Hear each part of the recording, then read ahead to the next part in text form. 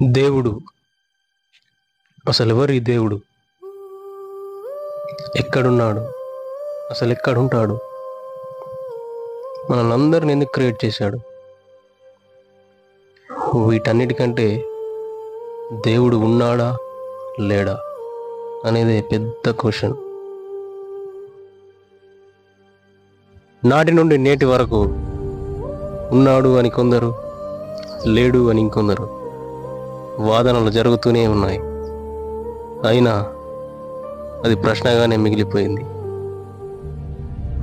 అయితే ఈ మతాల పరంగా కాకుండా నార్మల్ హ్యూమన్గా దేవుని గురించి అర్థం చేసుకునే ప్రయత్నం చేద్దాం.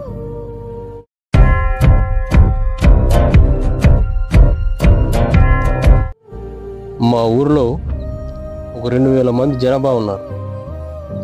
మన రాష్ట్రంలో ఒక 2 కోట్ల దాకా ఉన్నారు జనాభా. అదే మన దేశంలో 120 కోట్లకు పైగా జనాభా ఉన్నారు.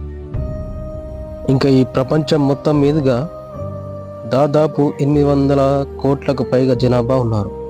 అంటే 800 కోట్లకు పైగా మనుషులం ఉన్నాం ఈ భూమి మీద. ఇంకా జంతువులు, పక్షులు, క్రిములు, కీటకాలు ఇవన్నీ కొన్ని లక్షల కోట్లకు పైగా ఉన్నాయి ఈ భూమి మీద. ఇది ఈ భూమి సంగతి.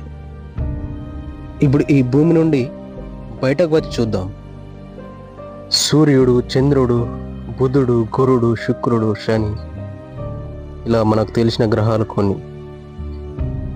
తెలియని గ్రహాలు ఇంకెన్నో లక్షల్లో ఉన్నాయి.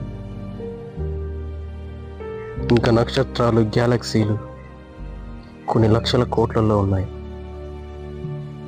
వీటన్నింటిని కలిపి మనం యూనివర్స్, విశ్వం అని అంటాం.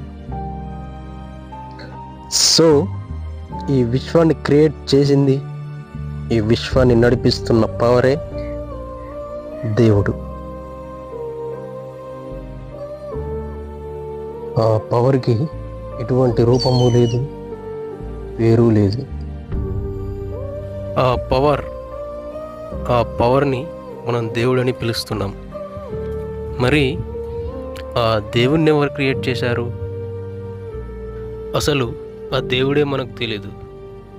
అలాంటప్పుడు ఆ దేవుణ్ణి ఎవరు తయారు చేశారో అన్న క్వశ్చన్కి ఈ ప్రపంచంలో ఎక్కడ కూడా సమాధానం లేదు.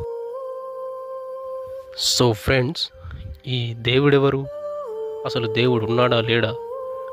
దేవుణ్ణి ఎవరు తయారు చేశారు? ఈ క్వశ్చన్స్ అన్నిటికీ అసలు ఎక్కడ కూడా సమాధానాలు లేవు.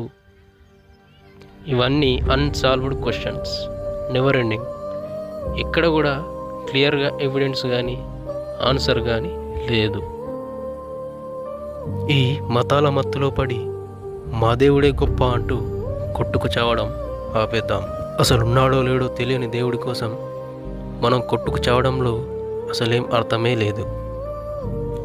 ఎవరి నమ్మకాలు వాళ్ళవి. అందరి నమ్మకాలను గౌరవిస్తూ అందరం కలిసిమెలిసి ఉందాం.